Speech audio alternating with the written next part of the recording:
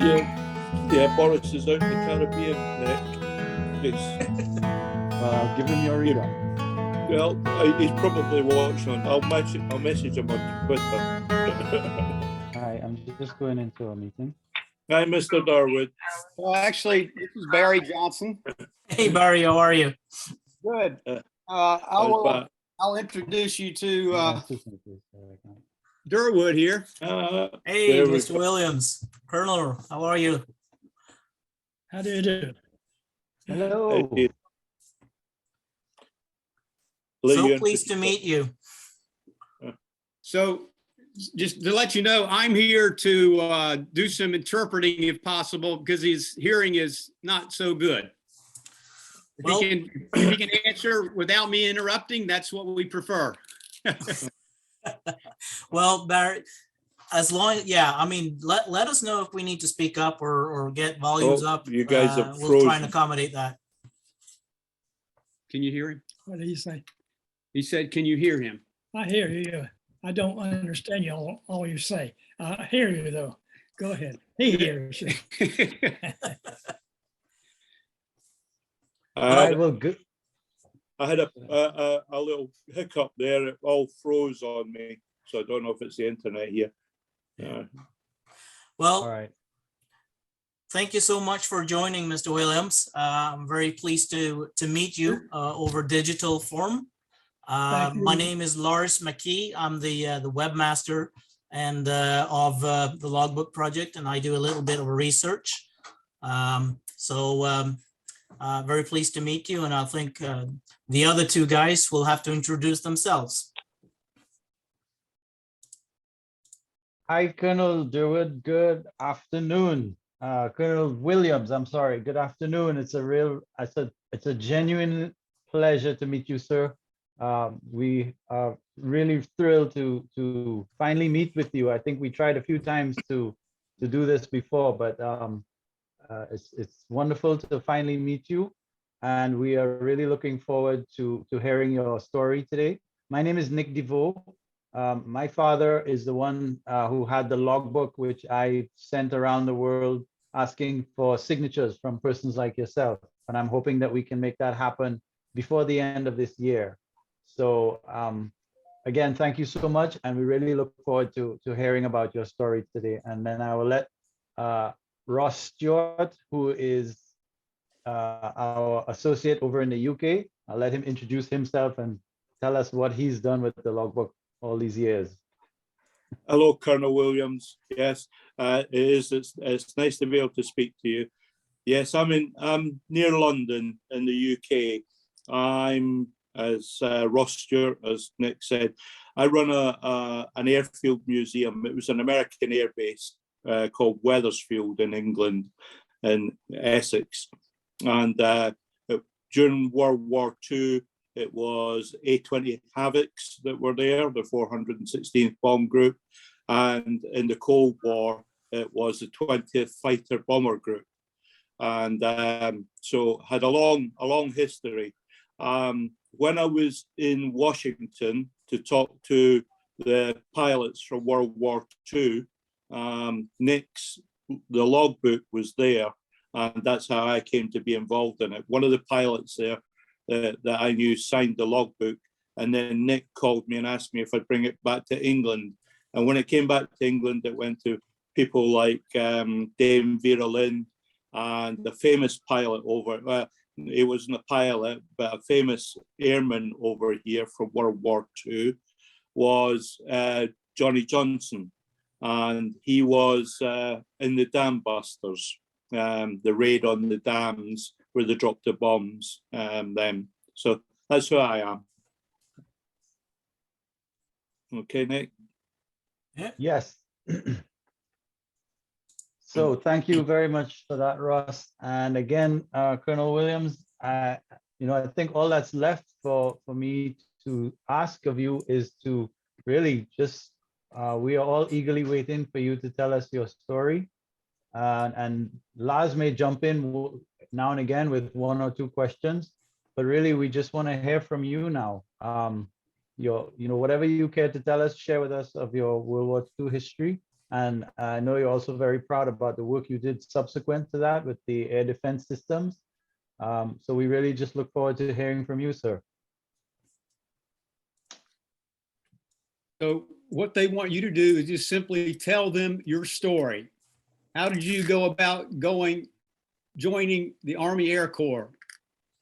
What was your story before, during, after World War II? In December of 1941, I hitchhiked to my home from this college campus here in Raleigh. And I heard on my grandmother's radio that the Japanese had attacked Pearl Harbor.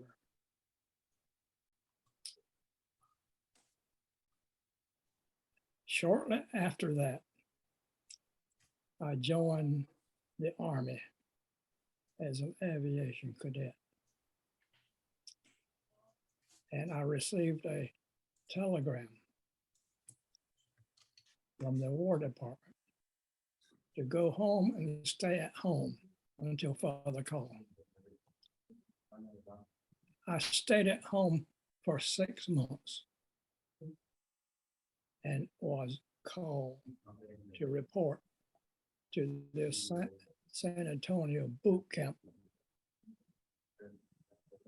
On arrival, I found the boot camp. No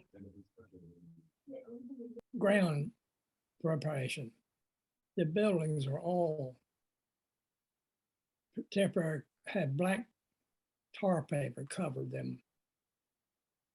And they had spent those 6 months preparing for the war.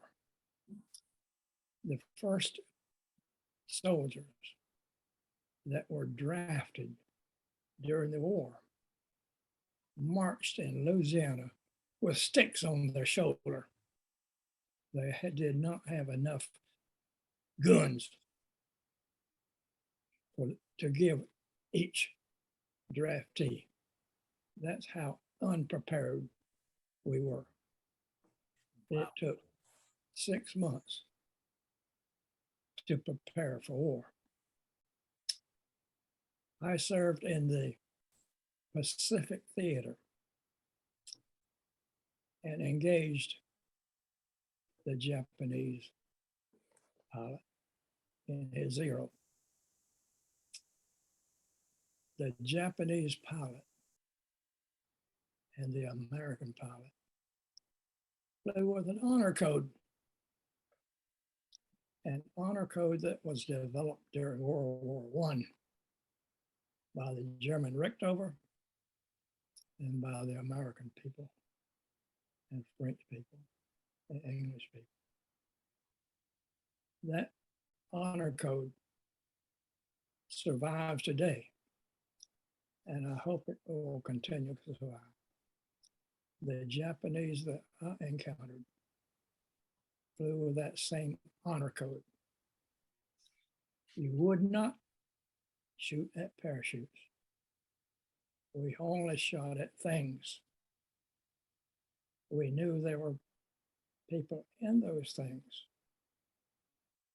but we never knew we hurt anybody, and we could sleep at night.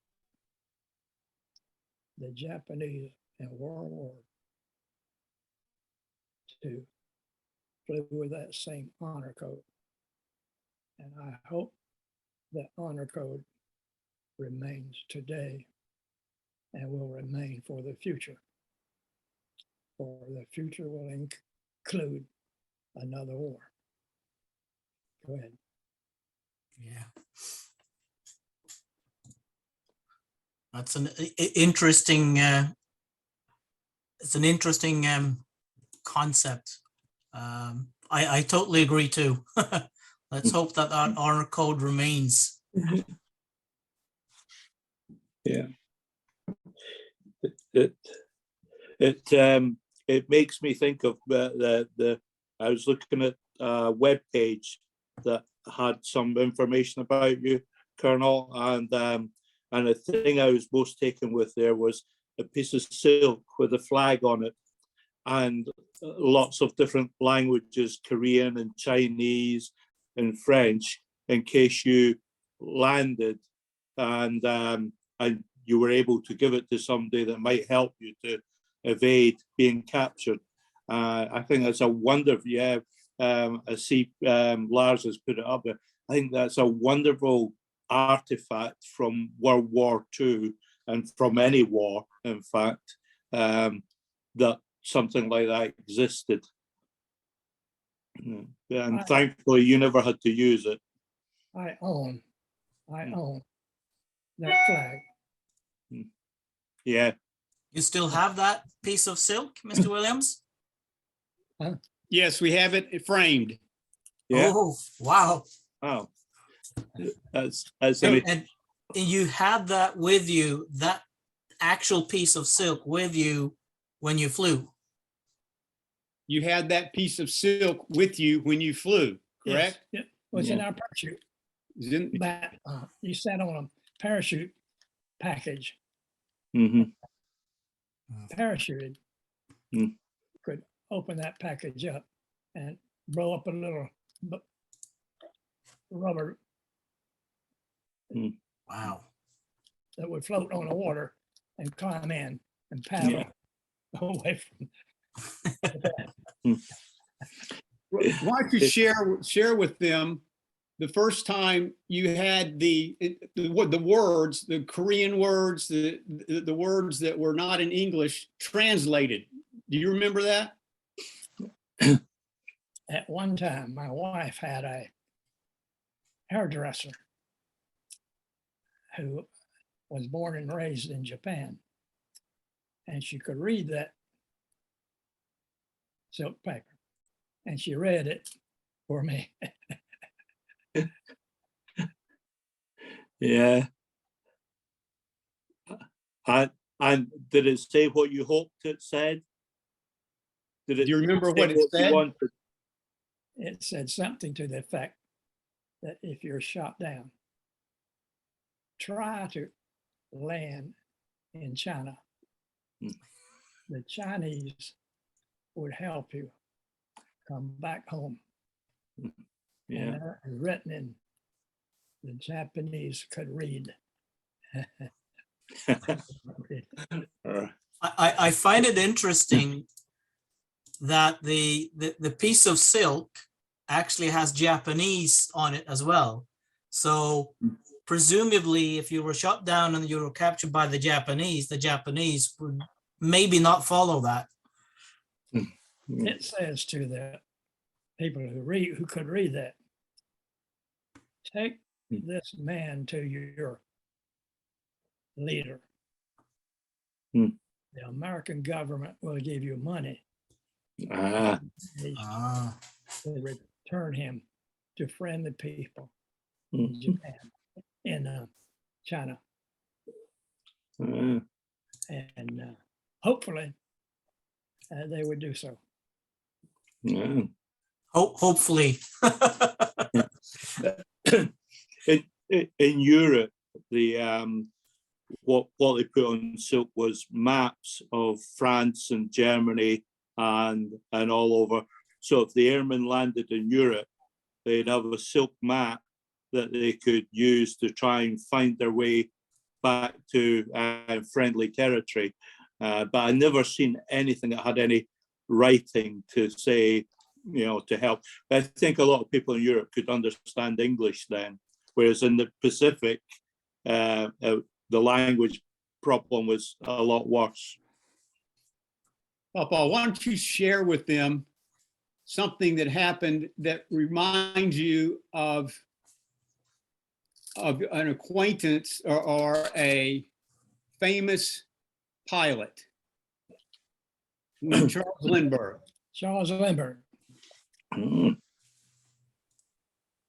Over Japan, I had a wingman to take a hit in his engine nacelle, and he began to lose his oil. I knew we were 300 miles from our landing field. I knew that he would go down. I followed him out to the sea and orbited him until his engine failed. He parachuted and climbed into his little boat. I held my radio transmitter down, and the Navy amphibian homed on my signal and came and picked him up and returned him to the naval station. He, from the naval station, was sent home, released from active duty, and became a school teacher. The Charles Lindbergh had briefed the Pacific crewmen on how to get the best performance out of your engine. His chief thought was a hot engine was an efficient engine. I slowed my prop down. The engine ran at its highest temperature, a temperature that touched, it did not enter, it touched the red line. And my limited fuel supply brought me home. And I landed with empty fuel tanks. Had I spent another 15 minutes airborne, I probably would have run out of ammunition. I'm able to talk to you because of Charles Lindbergh. I keep a picture of Charles Lindbergh in the Spirit of St. Louis, where I can sit occasionally. So he's an also Swede. yeah, one other important point I think is about 10 years ago, Durwood went to a reunion. He actually he saw the man whose life he saved by doing that orbiting. And that was the first time the man knew who actually saved his life. His name was DuPont. Who? So A teacher, retired from a teaching profession. Wow. Amazing. What an encounter that must have been. yeah, I was there and met him and his son. Wow. And they both didn't know the full story. Wow. Geez, that's amazing. and speaking of these, I mean, I speaking of this fuel, and you might have to kind of jump in and try and translate here, Barry. But what I've looked at some of the ferry flights that Mr. Williams did, which is simply incredible if you map them out. When we talk about endurance in terms of flying, let me just sort of share a picture I did. I'm not sure whether this is coming across very well for you. We can see it. Yeah. So this is just basically based on the ferry flight that they did in, I don't know what it was, March 45 or something, when they picked up new P-47s in Hawaii, went through Johnston to Majority to Enetwa. I have landed at Majuro in Wetumpka, Asato, and Ashima. Yeah, I believe this is the map of the flight that you actually did. I picked this up from the website I saw. To the 333rd Fighter Squadron. Yep. And we landed in those places. Yeah. And that's an amazing amount of flying. And we flew those flights without a GPS. We only had a magnetic compass and our clock. to And find this is what I wanted to ask you. I mean, this was a formation flight. Who was responsible for the navigation? I mean, in that. the squadron leader, Okay. except we often engaged in weather and we could not maintain the formation in weather. We had to break off into four-ship formation to avoid running into one another. And that occasion occurred on several of those flights. So there was, you could just not sit and relax to have the squadron leader do the navigation, and you just sort of sat there and followed him. So you needed to do your own navigation alongside in order not, to always be prepared, I guess. Wow. Why don't you share with them an occurrence when you had your squadron leader take you to a destination, but you ended up in a different destination? You remember that? You flew over an island. You thought it was your destination, but who was on the island? From Honolulu, Hawaiian Islands, we moved to the Marianas on aircraft carriers. An aircraft carrier for each of the 3 squadrons in our country, in our group.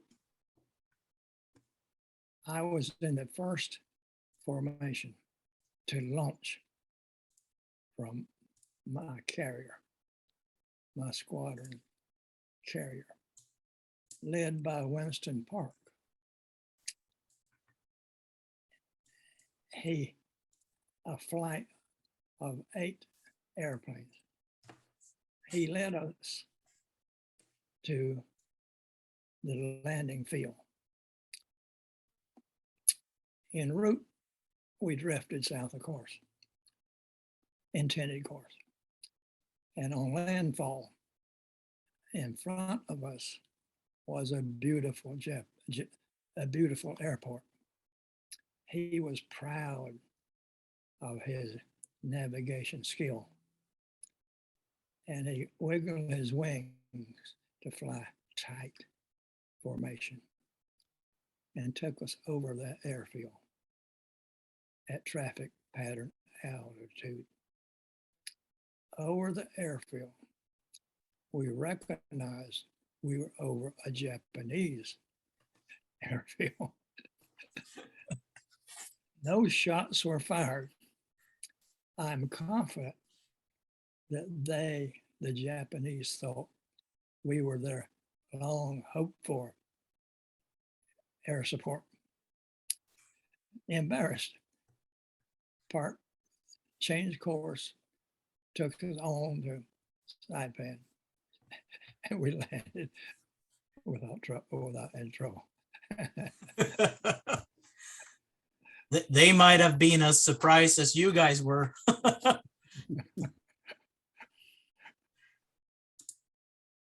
And another question, when you fly in these formation flight, and this is just me and the aviator and me wondering, formation flying, I mean, you fly for a very long time and you have no autopilot. So you basically have to stay wings level, hold altitude, hold course, and not fly into your wingmans all by hand, correct? I didn't know. So when you were flying in formation, you didn't have autopilot, right? So you had to maintain the wings, you had to maintain the distance between We had the to others fly. in formation. We flew formation. and you flew long distances. Mhm. What would a typical distance be if there was one? $400 or 500 miles. The way I imagine this is if you take your normal cutting board and you put an uncooked egg on it and you try to balance that for 4 or 5 hours, that's probably how tired you would be. Wow. That's an amazing amount of flying. Wow.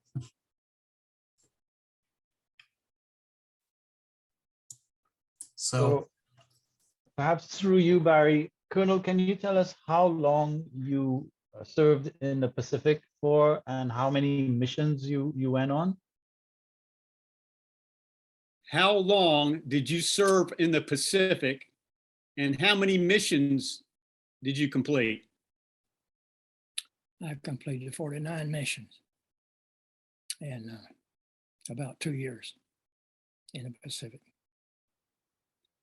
Why don't you share a story about a Zoom call you had last December with someone in Tokyo?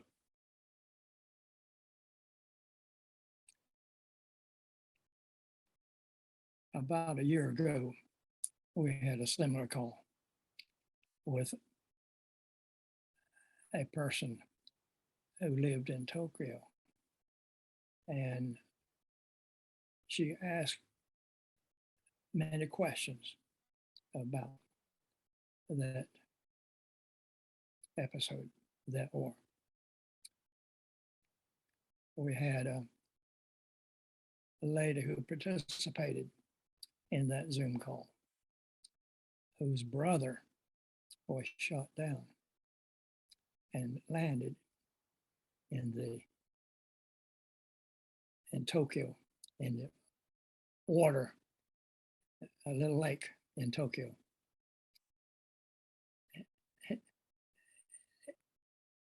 We flew missions against the Japanese. We strafed the Japanese islands. That was a long time ago. So what I was thinking about was the kamikaze. Kamikazes. Not on the flight schedule. I watched and saw the kamikaze.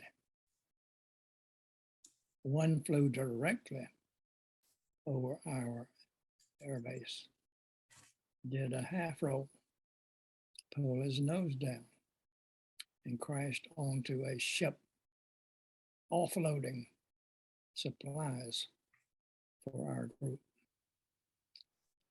That maneuver required a great amount of skill. It also required a great sense of duty. I saw another kamikaze drop from 3,000 or 4,000 feet, diving toward the harbor. He lost his nerve,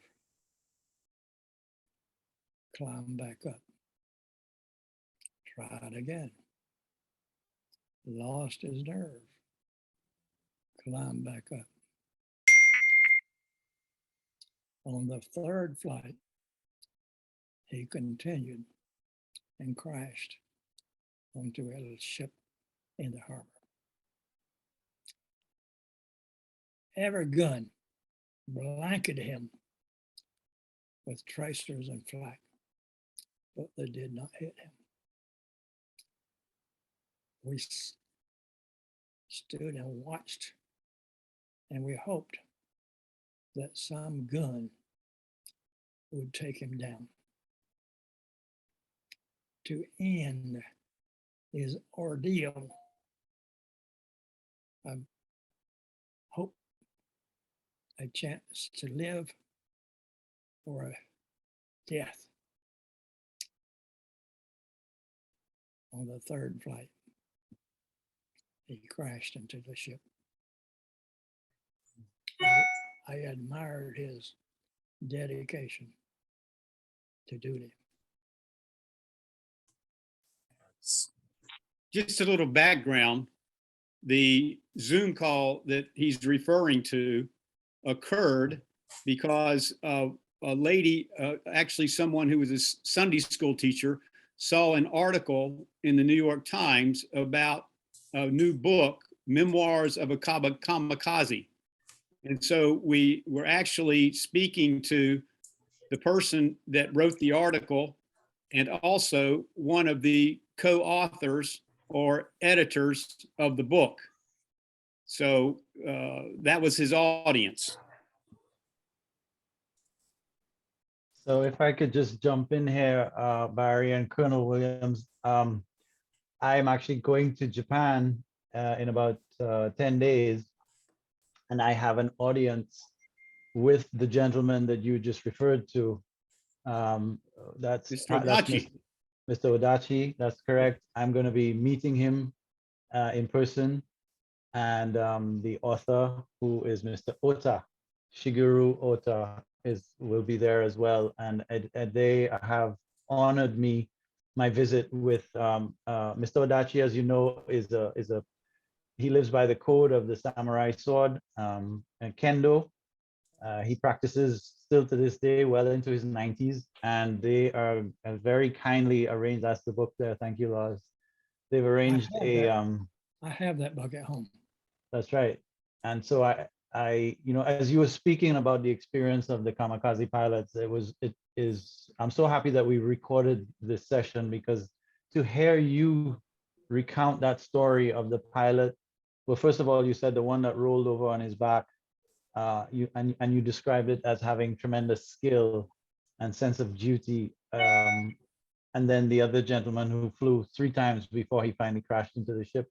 To hear you tell that story is, I can't tell you how profound that is through your eyes and through your memory. It's deeply profound. And the whole story of the kamikazes and what they did, what they had to endure. I'm still learning, but I can tell you that this is a very special, this engagement. To hear you speak of them is very, very profound, very special. And I have no doubt that my meeting with Mr. Odachi is going to be equally profound. And I hope that when I come to write, and I hope, when we come to put these stories together, that we can do justice. I mean, we can never really capture the history of gentlemen like you, but I hope that we can do justice to your memory and also to that of the kamikaze. So thank you. And thank you, Barry. Thank you. Well,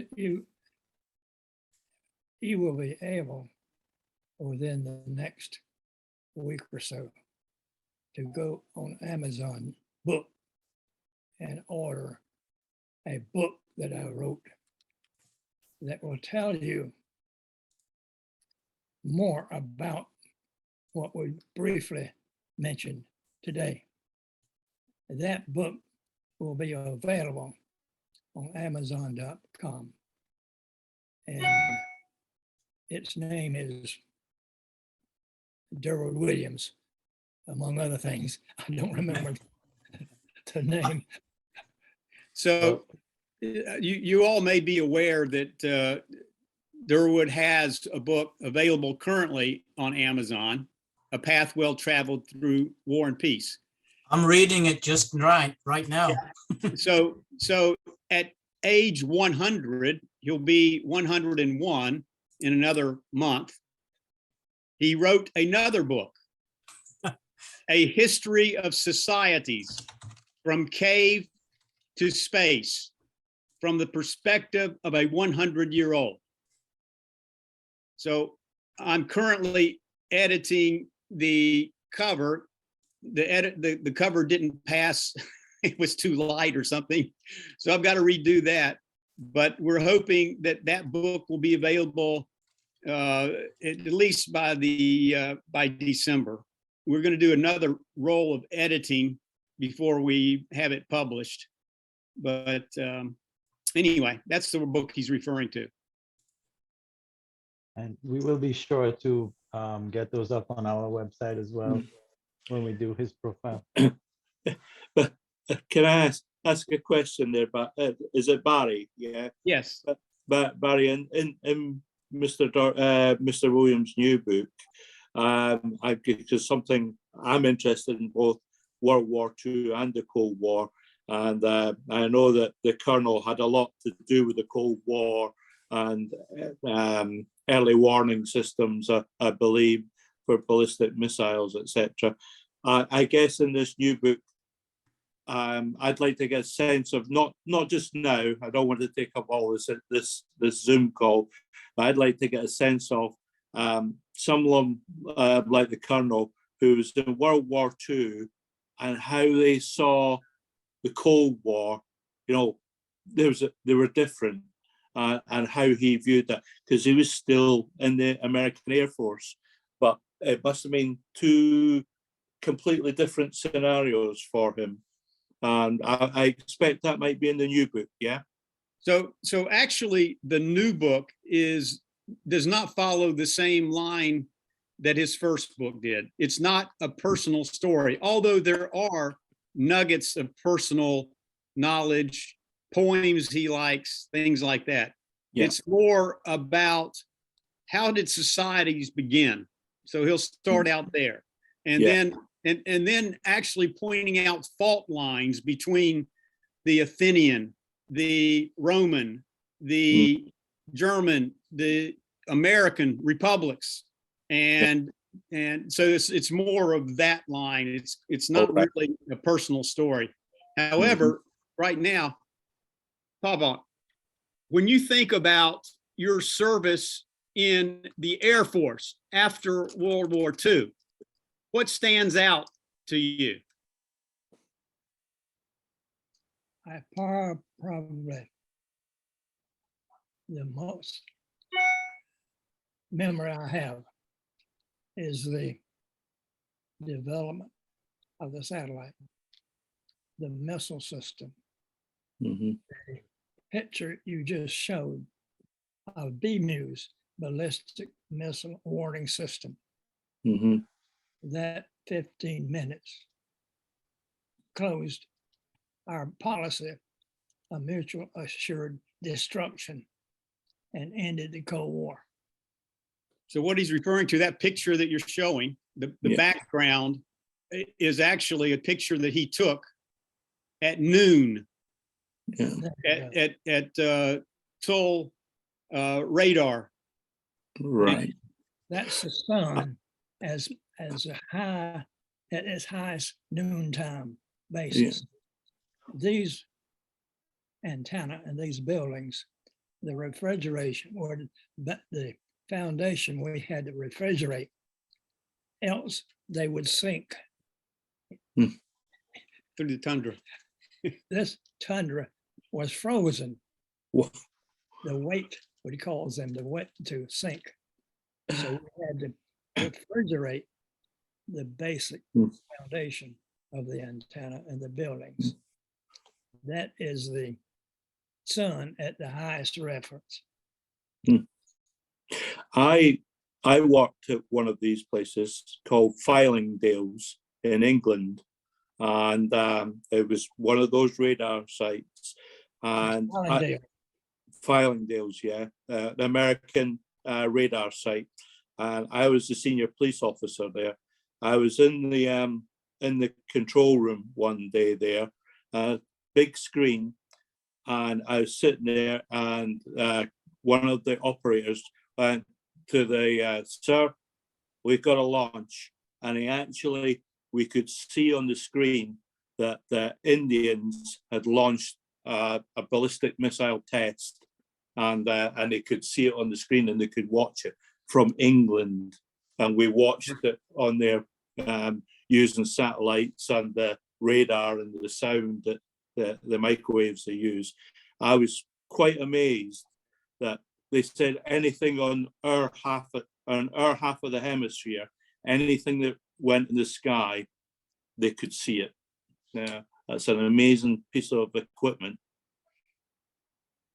when Colonel Williams was the chief engineer for that project, he had the third highest priority in the United States. Wow. He confiscated, I'd say, I wouldn't call it confiscated. He had need for a computer. IBM had been working on some of the first computers. A company had purchased it. They'd been waiting 3 years for the completion. He took it from them as it was finished to use on the project. It's amazing stuff. But I guess his whole perception of the Cold War to World War II was different because they weren't actually eyeball to eyeball with anybody, were they? So when you think about working on the ballistic missile early warning system, and you think about you weren't facing directly an enemy, you were setting up a preventive measure. When you were working on that, you had to go around and basically sell the idea to Congress, to other military. Talk about that a little bit, and what happened after the first, when it was first installed. I briefed a group in the Pentagon about building that ballistic missile system. And the staff of the general officer opposed the building of that system, something fierce. And I assured them that it would not interfere with the approach procedure of radar that was stationed at Everett Air Base.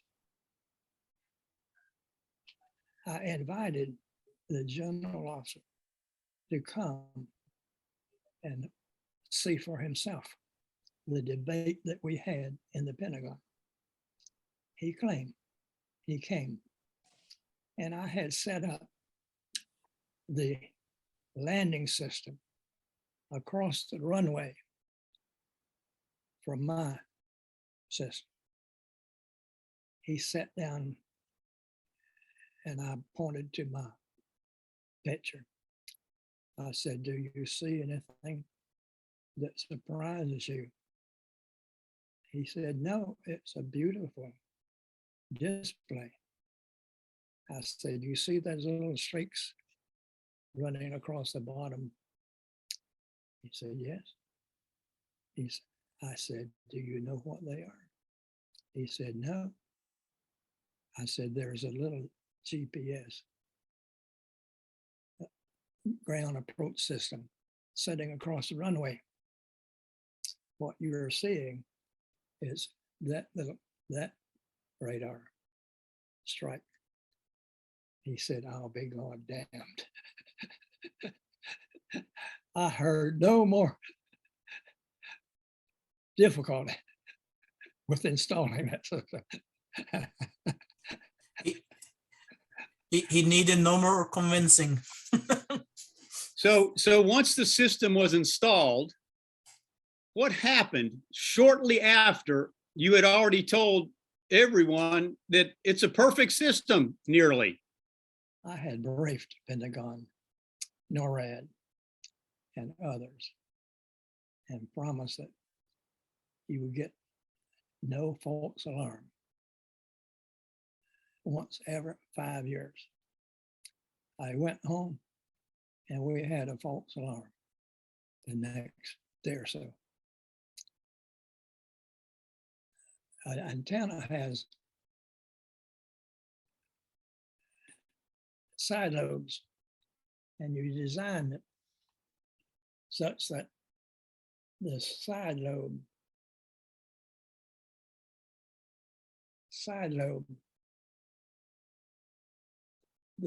these little side lobes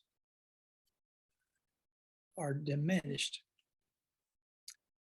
and we had miscalculated. One of those side lobes, although diminished, picked up the moon. as the moon rose over the horizon. And the computer assumed that the main beam was a beam receiving that signal. And it reported a false alarm. And I had to go back and explain that to them, to the Pentagon. So NORAD. why were bombers not sent out? Why did they think it may have been a false alarm? The chief of the Russian,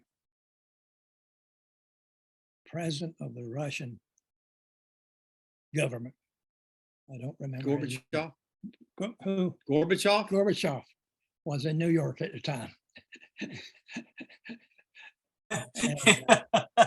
Yeah, I can imagine. Fortunately, he was in New York at the time, Just imagine if he hadn't been. and nothing came of that false alarm. We fixed it. Because you could always predict when it would moon came up. Yeah. What year was that, gentlemen? What approximately? Is that, I don't remember. was it 57 or? 57, 58, 59, that period. It's an amazing story. I have a question, and if I may, and I'd like to go back to 1944 now. I'm gonna show a picture here, which you may recognize.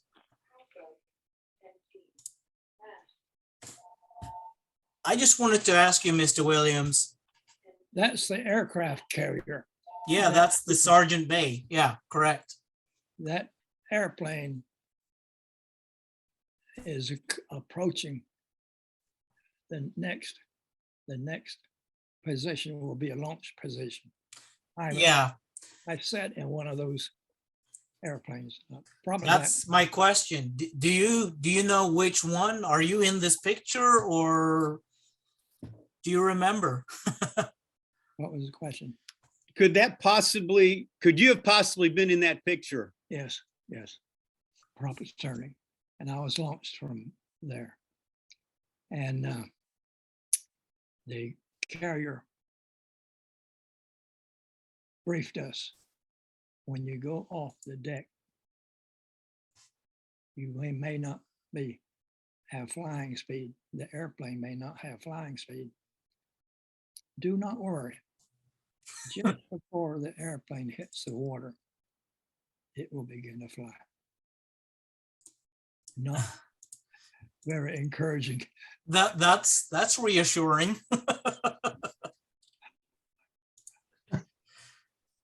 I thought you were going to say, do not worry, the aircraft carrier will run over you. That's the launch procedure. You sit there with your head against a wall behind you, and your left hand is on the fuselage beside you. And when you take your hand away, off you go.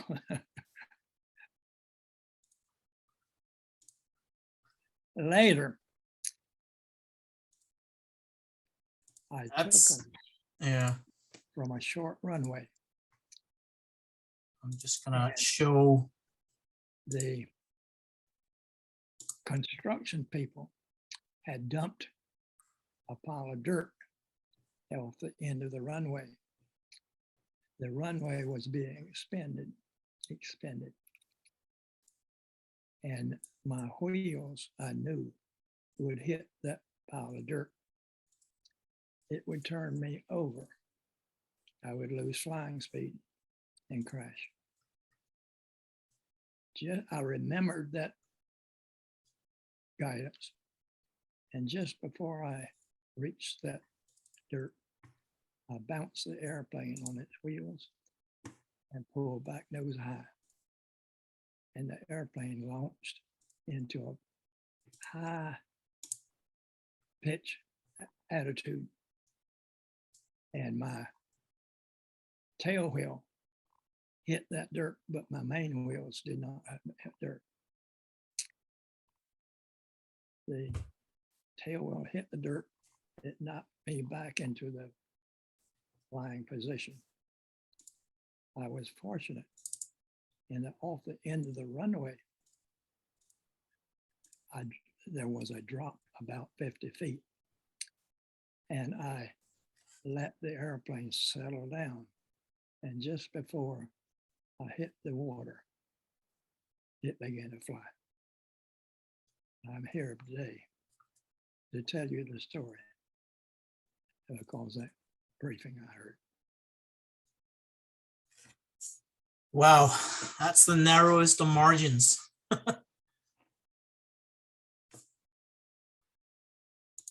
Just wanted to show you another picture. Not sure whether this is coming across all right for you, but this is actually from the war diary of USS Sergeant Bay of the 18th of July. I'm gonna zoom in and enhance it so you may be able to read it. I don't know whether you've seen this or not, but it is basically from the war diary as written and filed from the USS Sergeant Bay when, well, when you guys launched Offer on the 18th of July, 1944. And point 16 is the one I like the best, which is here. It says, attention is invited to the fact that there was no accident or mishap of any kind in connection with the launching of the 43 aircraft, and that this was the first catapult launching experience of all pilots. So I guess it was a good day.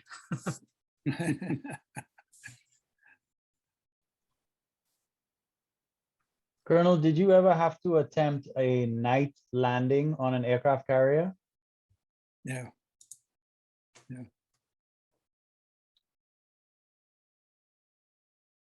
And The P-47 did that, you took off from carriers, but the P-47 wasn't equipped to land, was it? Or there were no arrestor hook on that one? Yeah, I think that's correct. Yeah. The P-47 was not designed to land on an aircraft carrier, correct? Correct. wow, okay. So once you've taken off from the carrier, it was either the water or find an airfield. That's it. Wow, I never understood that. So it's like you guys were doing the Doolittle missions all over again every time. We could not land on an aircraft carrier. We could only take off. We had to be lifted onto the deck in Pearl Harbor. That was his only flight off of an aircraft carrier. Right. So predominantly land-based. Okay, I get it. Yeah.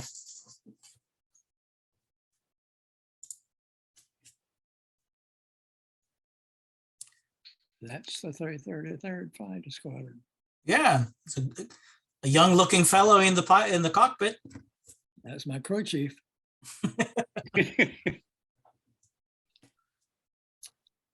You can see a picture of that airplane at the Museum of Aviation on Long Island in New York. Not only a picture, you actually see the plane You see the plane, see With- the airplane. with then Lieutenant Williams's signs. Is it the actual airplane or No, it was probably the last airplane off the Republic assembly line. Republic was the manufacturer of the plane. yeah, Cheek Baby. Its name is Cheek Baby? Yeah. Yeah, What's the yeah. story? Well, maybe I don't know whether you can tell me or not, but what's the story behind the name? My mother had a birthmark on her cheek, and my grandfather called her Cheek. Oh, Airplane was called Cheap Baby. we had an interview with a B-17 tail gunner once, and it's a long story, but there was research and we had pictures of his old airplane, and I could not see, it was a little doodle, a little sign on the side of the fuselage by the tail where he had sat, I mean, as a tail gunner. And I could never quite make out what it said. So when we had a Zoom session with him, and it was actually on Veterans Breakfast Club, we asked, what, you know, did you, and he said, yeah, no, I wrote that. And he said, it says Porky. It was after my girlfriend. And yeah, I'm not sure I could call my girlfriend Porky, but hey. Yeah. I've started to read your book, Mr. Williams, and I've read the section where you were in Norfolk and you saw some of the guys who were there to pick up some TBF Avengers. And they were from Torpedo 8 Squadron. I mean, Barry, you might be a... Yeah. So Nick is reading your book now. And he's at the point where you were in Norfolk and you saw some Avengers there. You recall that? Yes. And there were some people there, some from the Torpedo Squadron 8. That was Torpedo 8, Navy Torpedo number 8. At Midway, Torpedo 8 lost all of its airplanes. Yeah. Only one survived. Ensign Gay. Yeah. He was picked up the next day by a passing ship. The picture that I'm showing right now is of a Mr. Irvin Vent. He was a rear gunner on the TBF Avenger with Torpedo Squadron 8. So he was actually there in Norfolk to pick up the new Avengers, I believe, when you saw it. This is a gentleman that was on, he served with Torpedo 8. That's He could have been there the same time you were okay. in Norfolk. Okay. Well, actually, we know he was because he was there part of, well, this is a long story, but Harold Swede Larsen was the lieutenant. One half of Torpedo Squadron 8 went to Norfolk to pick up the new Avengers. The other half deployed on the Hornet to go to battle Midway. And these guys were up there in Norfolk to bring back the TBFs down to Pearl Harbor in time to also make it to Midway. But yeah, so Irvin Vent here, who is the signer of the logbook, was one of those guys.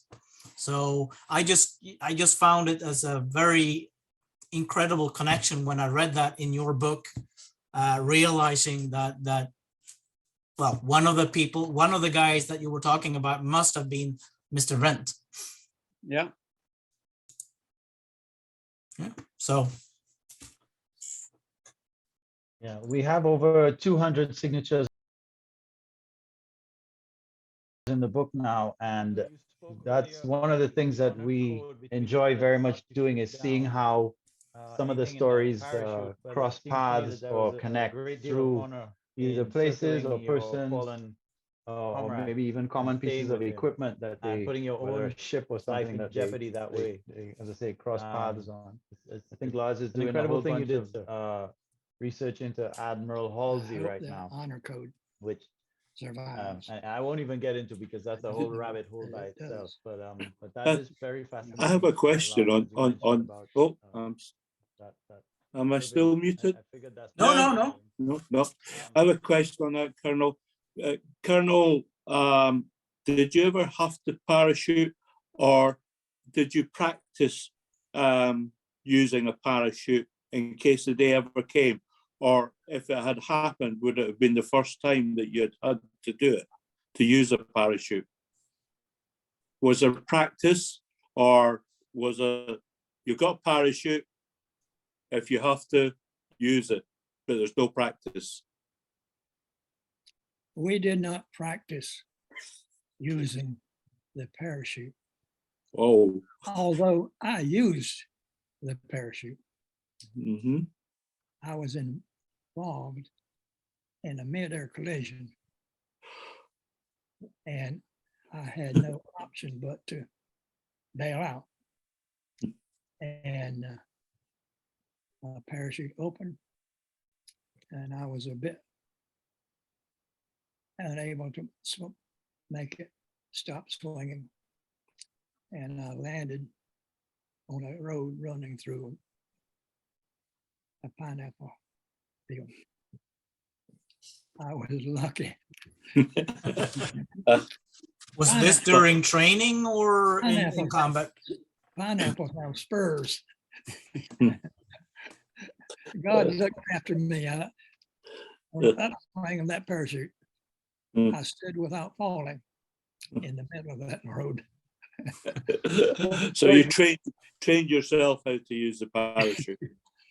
So when you had that mid-air collision, was that during training or was that during a mission? My squadron was demonstrating to the command of Pearl Harbor. And the collision occurred during the turn to show off our ability. Instead, I showed them how to parachute. What aircraft was it? What type of an aircraft was it? What kind of What aircraft were you flying when that happened?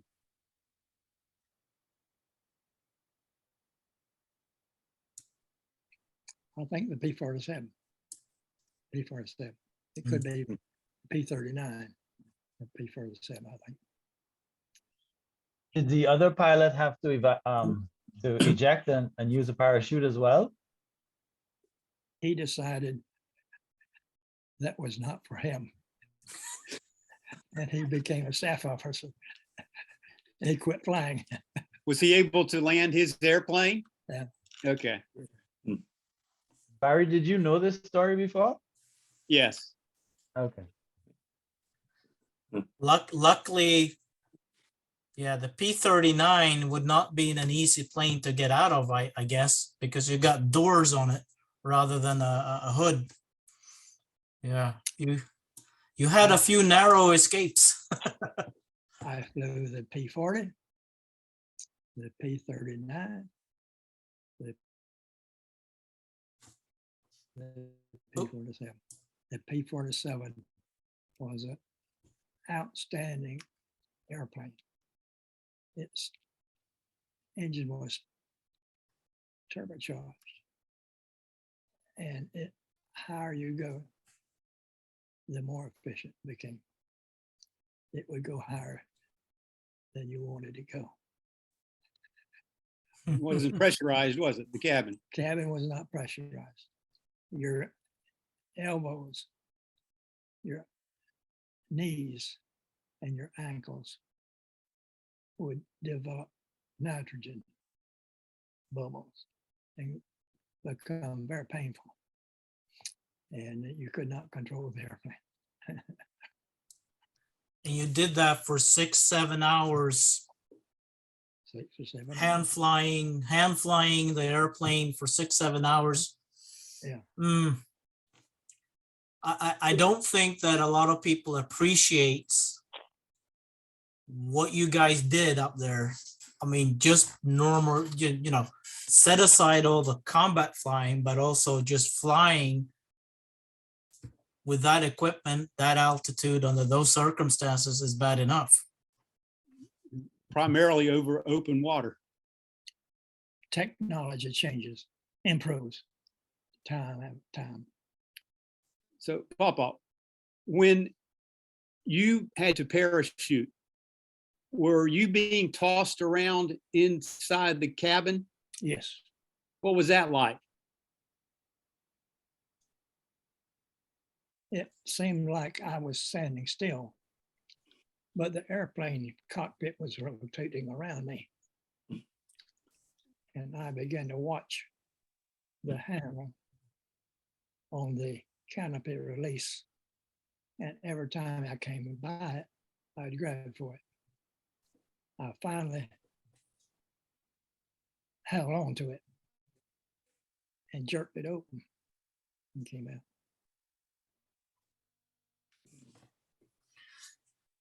Oh, it's Yeah. chills down my spine on that one. Guys, I'm going to have to bail out now, but thank you very much, Colonel. It's from England. It's been nice to speak to you and hear your stories. And I look forward to, like Lars and Nick, reading up more of your books. Okay, so I'm going to say bye now. Saying goodbye. Goodbye. Bye. Hi, Russ. Bye. Bye.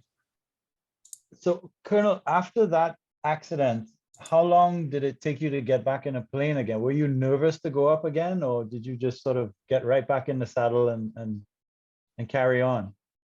So you think about when you had that midair collision. That was a scary thing. How long did it take you to get back into another airplane? The next day or so. Unbelievable. The other pilot quit flying. He became sent off. Wow. Wow. I landed with bruises and nothing broken, but I went to the hospital. And at the hospital, I met Mary Melville Creel from Florida. She became my girlfriend. If you go on the internet and search for Mary Creel, you will see a picture of her. Not young. I knew her when she was young. She was a nurse. She was a nurse. And what did she observe while she was a nurse that made her hair turn gray? She was riding an airplane, a C-45, C-47, and in a WWII, and it crashed. And some of her passengers, they could not get out of that burning airplane, and they burned to death. The next time I saw her was perhaps 6 months later, and her dark black hair had turned to gray. The trauma of losing those people to that burning airplane had changed her hair from black to gray. And she was a young girl, not more than 20, 21, 22 years old. Gray hair. Wow. Mm. So that's a hell of an experience. Yeah. So, Colonel, a question about the end of the war. Do you remember where you were after the second hydrogen bomb had been dropped on Nagasaki, and just, you know, your experiences, your thoughts about what had happened? I was on, anyway, on that last island. I don't remember the name comes to it. And I watched an operation prepared to operate. The island of Okinawa, new bivouacs I saw appeared. New fighter squadrons appeared. The name of that was Olympia, and it was a plan for invading Japan. That was called Olympia. It was never called. Instead, those two bombs dropped on Japan. The Japanese should look at the trade-off. The number of Japanese killed by those two bombs was great.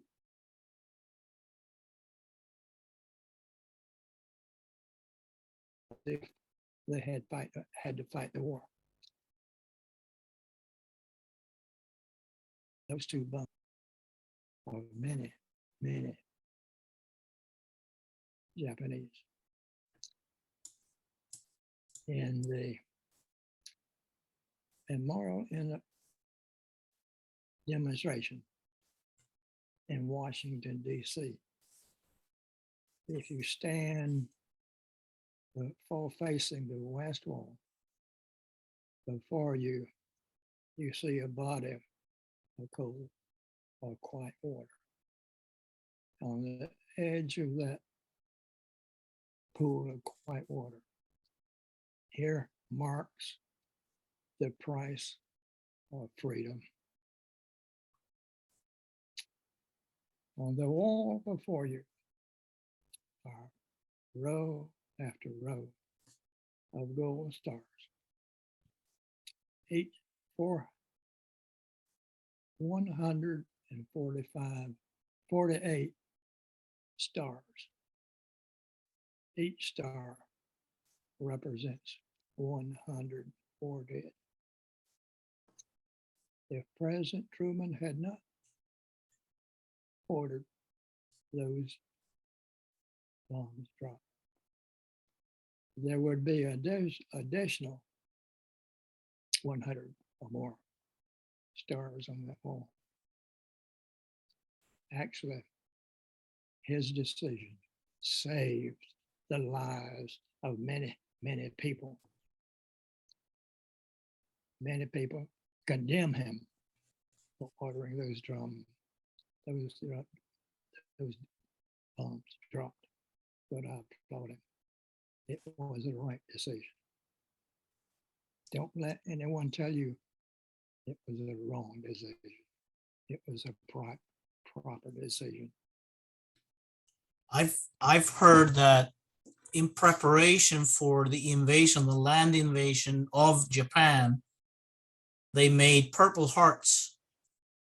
I don't know how many thousands of them anyway, but they made a lot of Purple Hearts because they were expecting a lot of casualties in that invasion. I don't know whether it's true or not, but it's rumor says it there's still awarding the Purple Hearts awarded today to soldiers today are still from that batch made in preparation for the invasion of Japan. I don't know whether it's true or not, but that's what I've heard. That's maybe something I need to research and look into.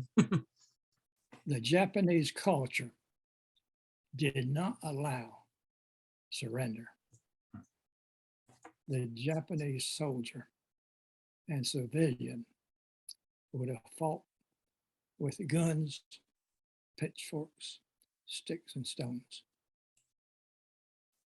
Had they done so, they would have suffered a casualty rate, casualty number, much greater than that once they in fact endured because of those bombs.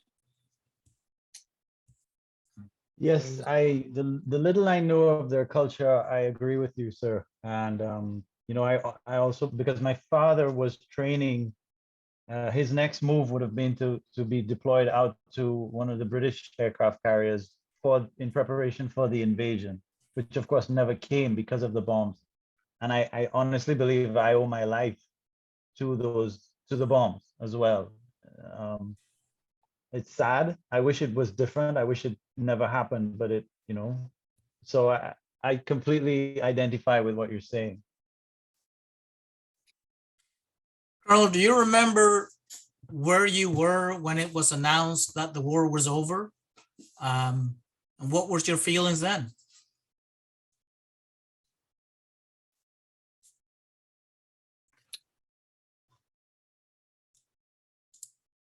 I was over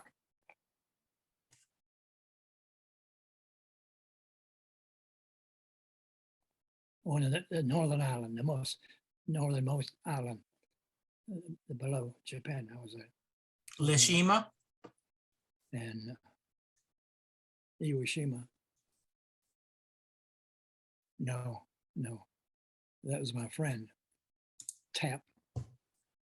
Major Tap was on Iwo, and the day before, he had been given orders for his squadron to attack Pearl Harbor, attack Japan. Tokyo, Japan.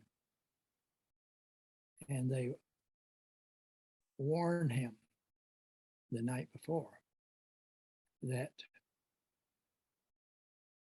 if they heard the code word Utah, to cancel the mission. Those 2 bombs would have gone off. 1 of his flight leaders and the wingman in the Ella did not hear Utah. It was published. It was transmitted. They did not hear it. And they proceeded to attack Tokyo. And they received no anti-aircraft fire. Climbing out, they were surprised not to have anti-aircraft fire. But they had to penetrate a weather front. And on top, 1 of their men did not appear. They lost Salemberg. Lieutenant Salemberg died after the war ended. The last casualty of World War II. He died after the war had ended. Was he the wingman to Mr. Jerry Yellen?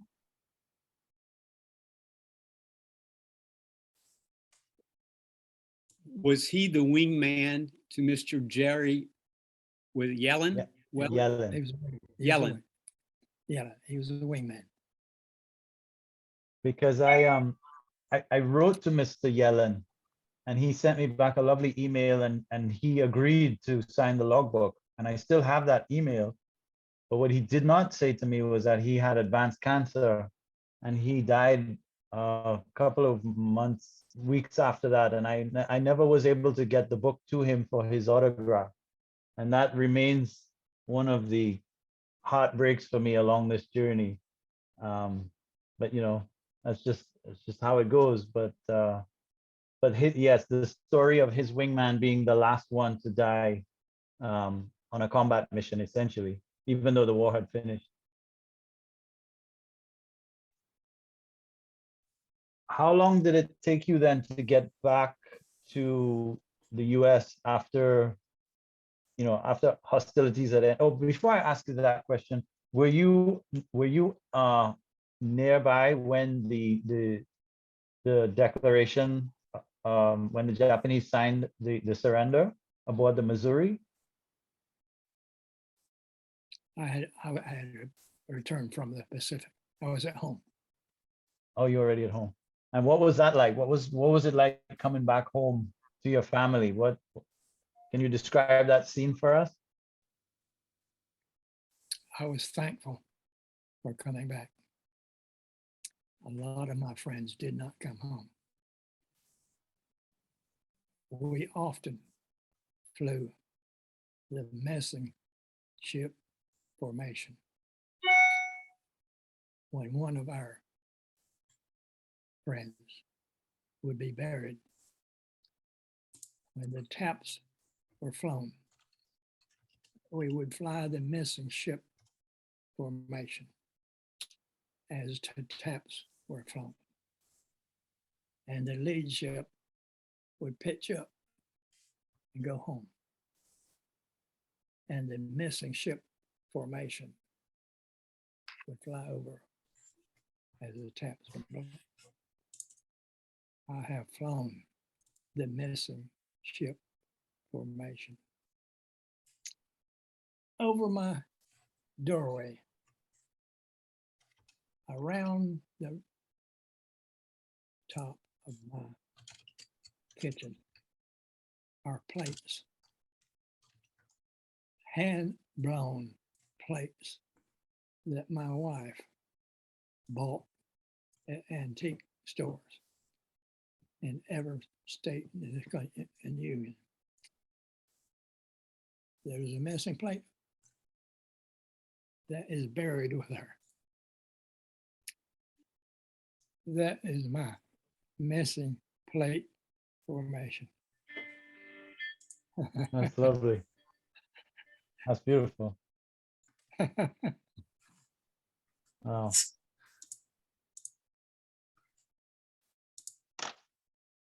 Wow. Yeah. We that's it's nice. We have a lot of missing plates in our house, but that's just because we have 5 sons and a lot of stuff goes missing. It's not quite the same. 5 sons. Yes, sir. You have no daughters? No daughters, no. Just 5 boys. My poor Those, wife. those daughters will teach you a lot. Yeah. I had Yeah. one daughter, Okay. and Fair I enough. said to her, "Get in the car." And she stomped her feet and said, "No." I stamped her little bottom and said, "Get in the car." She stamped her feet and said, "No." And I picked her up and put her in the car. And she began to smile. She knew she had won the argument. He didn't have the same problem with his 4 sons, just the one daughter. Oh my goodness. He knows what I mean. I'm glad he had a daughter too. Oh my goodness me. I take it she's not within earshot right now. No, but she's heard the story many times.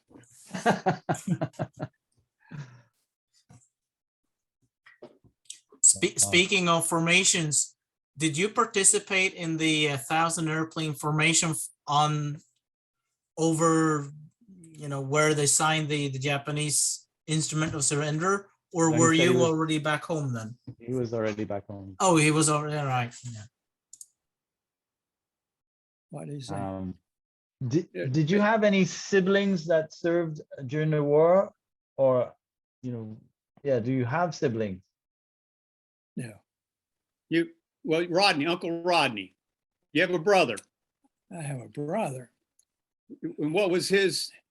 He flew the belly position on the B-17 over the Oh, European theater and survived. Wow. one of our first signers is a gentleman called Lester Schrenk, and he also flew as a ball turret gunner on B-17s. So it's I've heard many stories of that ball turret. I've seen one live, you know, when I was in Atlanta once, and that's not a nice place to be. That's not a nice place to be. It's very, very small. I'm not very big, but no. I cannot imagine how somebody could sit there without going crazy. Claustrophobia is just beyond me. And in combat conditions too. No, not for me. And there was a danger associated. You could not wear your parachute in that ball. It stayed in the cockpit of the airplane. That's correct. I mean, Mr. Schrank actually had to bail out because he was shot down over Denmark.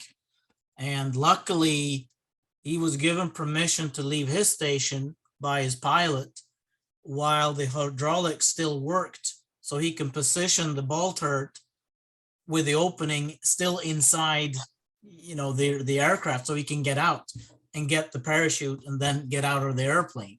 So yeah, it's he explained also there was a lot of issues with, I mean, you had a lot of the heated suit with connecting some electric wires and stuff and connectors that was actually under the seat that you were sitting on. So he said he was sure that they lost a lot of people simply by the fact that they could not disconnect the cord because it was so hard to get to in order to get out of the ball turret. So yeah. You know, I cannot imagine as a parent sending a child off to war, much less having 2 or more children engaged in a war. The toll on your parents must have been extremely difficult. And I can only imagine the relief when you both came home intact. I have the opportunity to take Colonel Williams and his brother to a quiet birds meeting once a month. Have you ever heard of the Quiet Birds? No, sir, I've not. It's a organization that began of pilots that began after World War I in New York City. It became a quote unquote secret society, but essentially you have hangars or different groups of pilots. They could be former military pilots or civilian pilots. And it's just a time for them to gather, tell stories, and have camaraderie. So is Colonel Williams' brother still alive then? Yes, he's much younger. He's 97 now. Oh yeah, much younger, yeah. Which you know, that's I'm so happy that you mentioned that Quiet Birds, because one of the things we invited a gentleman today by the name of Klaus. Lars, remind me Klaus's last name. Klaus Thiele. Klaus Thiele. Klaus Thiele, thank you. So this is a group who we met, very similar to the Quiet Birds. They're called the Old Bull Pilots, and they are over on the West Coast out in California. And every Wednesday, or is it Thursday? Maybe it's today, it's Wednesday, is it, Lars? I think Wednesdays, yes. Every Wednesday morning, this group of pilots and aviators, they just come together at a Denny's, at a local Denny's, for exactly the same thing that you just described, Barry, word for word. Camaraderie, some breakfast. I think their mantra is that, what is it? They're old pilots and they're bold pilots, but they're no old bull pilots. And so they have been. Could you send us a copy of what you're showing here? Save the whole thing. Oh, yes, they're going to send us a whole copy of the video. Cool. Yes. Oh, Yes, that we will too, send but you. no, I was actually specifically asked by Klaus Thiele he was invited to this session, but I was specifically asked by Klaus to, send my regards or our regards, his regards to Colonel Yes. Williams. And we basically said, there's a standing invitation to that, Dennis. And jokingly, I said, you probably need a pilot to mix among the naval aviators. And I think Colonel Williams will probably get that joke. And yeah, so yeah, we'd be happy to connect you with them as well. Klaus is a superb human being. We sent the book out to him. Was it last year, Lars? Yeah. Gosh, I lose track of time now. And he so kindly, he went and presented it to two of their members among them on that Wednesday morning. And then he proceeded, because some of them, are too old to travel in, he went and visited two others who are actually part of the Luftwaffe, German pilots, former German pilots, who had since moved to the US and completely been integrated into this family of the Old Bull pilots. And got 4 signatures in one day. And then the next day got the signature of another gentleman who sadly just passed away. Gosh, was it yesterday, Lars, perhaps? Yeah. But so just to say how incredible, yes, so here we have that's Lars, that's Klaus, sorry, on the right. Klaus on the right-hand side, On and the I right, think then it's yeah. Glenn Tierney and Oh gosh. oh, There was sorry, something no, it's all right. yeah. Yeah. So, oh gosh, that gentleman on the left, and we'll get his name for you. Lars, can you put that photograph back up? Sure.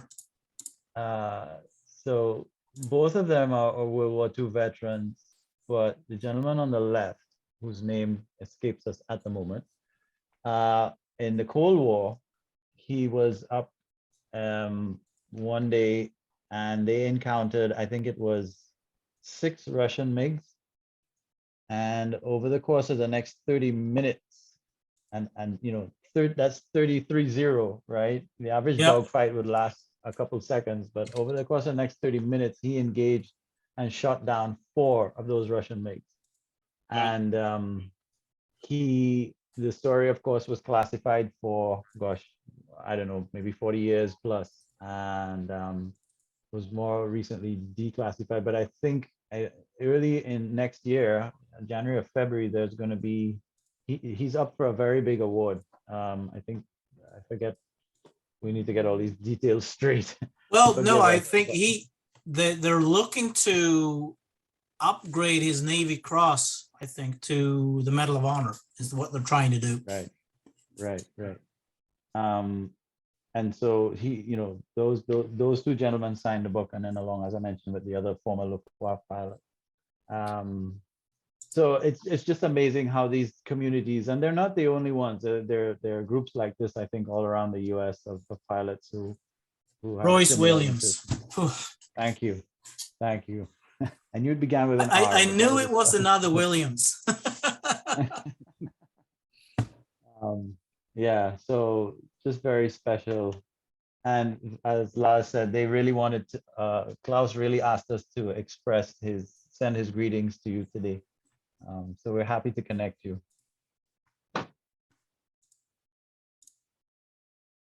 So you guys, of course, are in North Carolina, is that right? Yes. And it just so happens that my son, my second son, has just been accepted into Wake Tech. He's going to start community college there in January, which means that I will probably head up there, maybe even in December, to find housing and other bits and pieces for him. So that if that does come to pass, that possibly I may even be able to visit if we can coordinate that. It would be a great honor to present the book. Normally we just send it in the mail, which is how we've done for the majority of the signatures. But if you are willing and agreeable, I would, and if it's not too far, maybe we can work out. I would be delighted to present it to you in person. But that's only, of course, if you agree. Yep. And it just I occurred to think me. Colonel Williams would be honored. He Right. he lives in Wake County, so Oh, my we're familiar with. Oh, my goodness. It Oh, won't my be goodness. far. Oh, my goodness. Well, okay. I'm definitely putting that in, sir. And like I say, it would be my honor to meet you in person.